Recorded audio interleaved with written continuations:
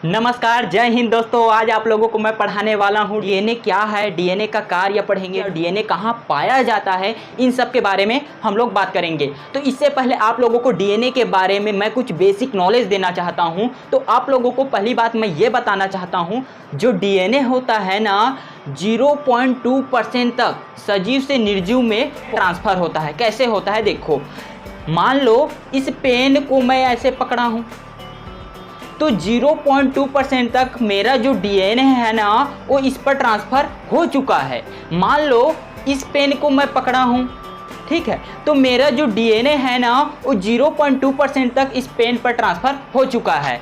अब मैं बात करता हूँ, जो डीएनए होता है ना हर एक इंसान में 90% तक डीएनए मैच करता है। कहने का मतलब ये है 90% जो डीएनए है हर इंसान का मैच करेगा, लेकिन केवल 10% डीएनए किसी का मैच नहीं करता है। इतना क्लियर। अब इन सब के बेसिक नॉलेज तो मैं बता दिया। अब आगे देखो, इनके बारे में हम लोग डिटेल से पढ़ने वाले हैं। देखो स्टेप बाय स्टेप बताऊंगा, तो इससे पहले चैनल को कर देना सब्सक्राइब।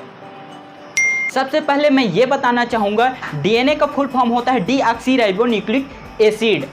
अब डीएनए का जो खोज है ना वाटसन ग्रीक ने 1953 में किया था। उन्होंने ये बताया था कि जो डीएनए होता है ना डबल हेलिक्स होता है और इसका मुख्य कार्य है आनुवांशिक क्रियाओं को नियंत्रण करना, संचालन करना। साथ ही यह हमारे बॉडी के अंदर प्रोटीन निर्माण में भी मदद करता है। तो इसको अच्छे से समझने के लिए आगे बढ़ते हैं। तो मैं बात करता हूँ डीएनए कहाँ पाया जाता है।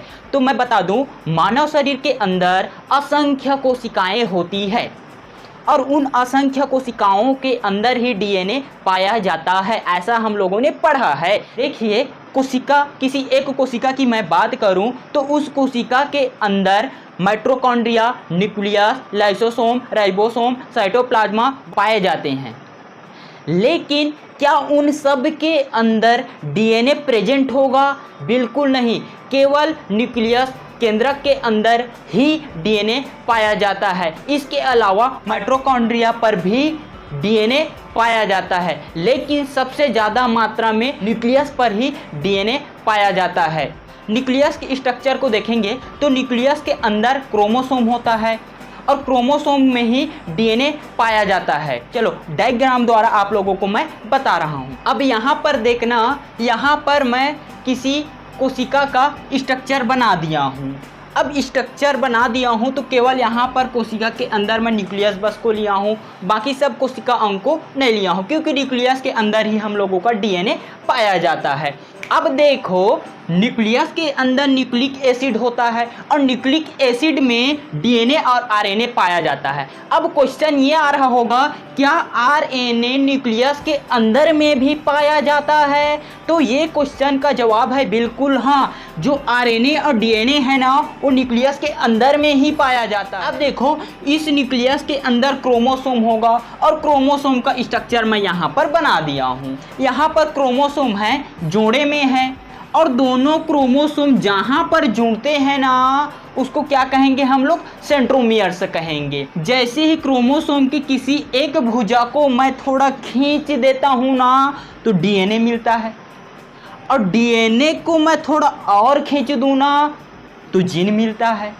कहने का मतलब ये है, जीन को जैसे ही मैं समेट दूँ तो डीएनए बनेगा, डीएनए को जैसे समेट दूँ तो क्रोमोसोम बनेगा। जब दो जीन्स आपस में जुड़े हुए होते हैं उस स्थान को क्रोमेटिन कहेंगे। अब आगे देखो। हाँ, तो अभी आप लोगों को मैंने ये बताया दोस्तों कि डीएनए के अंदर जीन्स होता है और जीन्स के अंदर होता है न्यूक्लियोटाइड।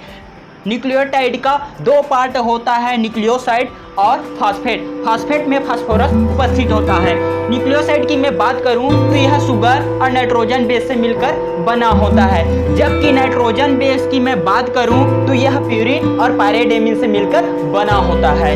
अब मैं बात करूं, प्यूरिन में ए और जी होता है, तो ए को एडेनिन कहते हैं, जी को ग्वानिन कहते हैं। पायरिडेमिन की मैं बात करूं तो इसमें टी और सी होगा, टी को थाइमिन कहेंगे और सी को साइटोसिन कहेंगे। इस प्रकार एडेनिन और थाइमिन डबल बॉन्ड द्वारा जुड़ेगा, ग्वानिन और साइटोसिन ट्रिपल बॉन्ड द्वारा जुड़ेगा। अब आगे देखो, हाँ, तो आप लोगों को मैंने अभी कहा कि मानव शरीर के अंदर पाए जाने वाले असंख्य कोशिकाओं के अंदर डीएनए प्रेजेंट होता है, लेकिन ऐसा बिल्कुल नहीं है दोस्तों, क्योंकि मानव शरीर के अंदर ब्लड होता है और ब्लड की मैं बात करूं तो ब्लड में ब्लड सेल होता है, यानी रुधिर कोशिका प्रेजेंट होता है। रुधिर कोशिका 3 प्रकार के होंगे, आरबीसी, डब्ल्यूबीसी और प्लेटलेट्स। आरबीसी को कहते हैं रेड ब्लड सेल, डब्ल्यूबीसी को कहते हैं व्हाइट ब्लड सेल। तो यहाँ पर आरबीसी के अलावा सभी कोशिकाओं में डीएनए पाया जाता है, लेकिन आरबीसी में डीएनए प्रेजेंट नहीं होता है। इसका रीजन ये है कि आरबीसी कोशिका के अंदर न्यूक्लियस नहीं पाया जाता है। तो वीडियो अच्छी लगी तो लाइक करना मत भूलिएगा दोस्तों। हम लोग मिलेंगे अब एक बेहतरीन वीडियो के साथ।